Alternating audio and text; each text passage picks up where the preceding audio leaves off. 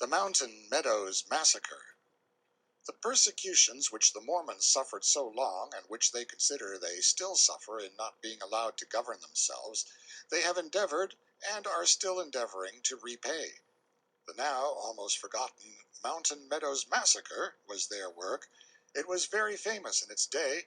The whole United States rang with its horrors. A few items will refresh the reader's memory. A great emigrant train from Missouri and Arkansas passed through Salt Lake City, and a few disaffected Mormons joined it for the sake of the strong protection it afforded for their escape. In that matter lay sufficient cause for hot retaliation by the Mormon chiefs. Besides, these 145 or 150 unsuspecting emigrants, being in a part from Arkansas, where a noted Mormon missionary had lately been killed, and in part from Missouri, a state remembered with execrations as a bitter persecutor of the saints when they were few and poor and friendless, here were substantial additional grounds for lack of love for these wayfarers. And finally this train was rich, very rich, in cattle, horses, mules, and other property. And how could the Mormons consistently keep up their coveted resemblance to the Israelitish tribes and not seize the spoil of an enemy when the Lord had so manifestly delivered it into their hand?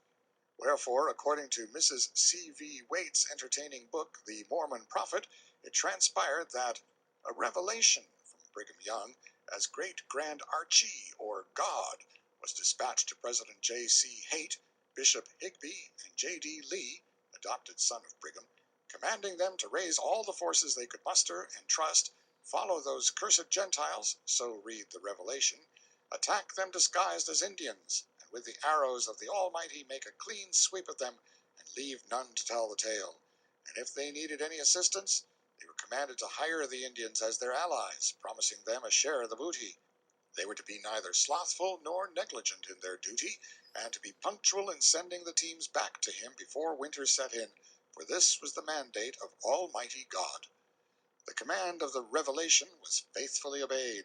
A large party of Mormons, painted and tricked out as Indians, overtook the train of emigrant wagons some 300 miles south of Salt Lake City and made an attack.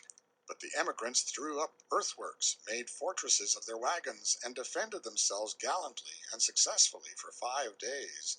Your Missouri or Arkansas gentleman is not much afraid of the sort of scurvy apologies for Indians which the southern part of Utah affords. He would stand up and fight 500 of them. At the end of the 5 days, the Mormons tried military strategy. They retired to the upper end of the meadows, resumed civilized apparel, washed off their paint, and then, heavily armed, drove down in wagons to the beleaguered emigrants, bearing a flag of truce. When the emigrants saw white men coming, they threw down their guns and welcomed them with cheer after cheer. And, all unconscious of the poetry of it, no doubt, they lifted a little child aloft dressed in white in answer to the flag of truce.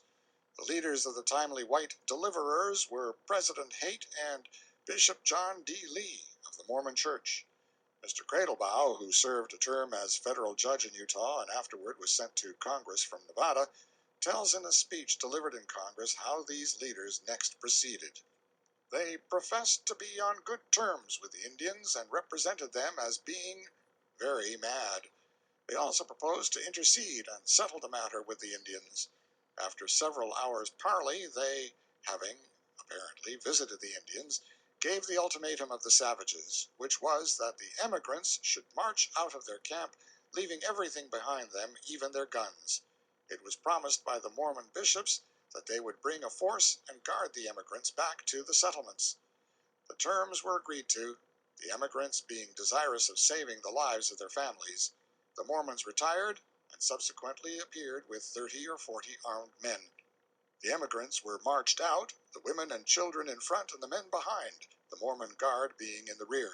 When they had marched in this way about a mile, at a given signal the slaughter commenced. The men were almost all shot down at the first fire from the guard.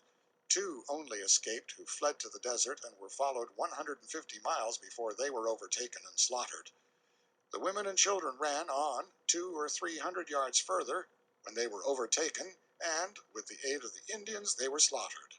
17 individuals only of all the emigrant party were spared, and they were little children, the eldest of them being only 7 years old. Thus, on the 10th day of September, 1857, was consummated one of the most cruel, cowardly, and bloody murders known in our history. The number of persons butchered by the Mormons on this occasion was 120. With unheard of temerity, Judge Cradlebow opened his court and proceeded to make Mormondom answer for the massacre. And what a spectacle it must have been to see this grim veteran, solitary and alone in his pride and his pluck, glowering down on his Mormon jury and Mormon auditory, deriding them by turns, and by turns breathing threatenings and slaughter. An editorial in the Territorial Enterprise of that day says of him and of the occasion, "He spoke and acted with the fearlessness and resolution of a Jackson, but the jury failed to indict or even report on the charges, while threats of violence were heard in every quarter, and an attack on the U.S. troops intimated if he persisted in his course. Finding that nothing could be done with the juries, they were discharged with a scathing rebuke from the judge, and then, sitting as a committing magistrate, he commenced his task alone. He examined witnesses, made arrests in every quarter, and created a consternation in the camps of the saints greater than any they had ever witnessed before since Mormondom was born.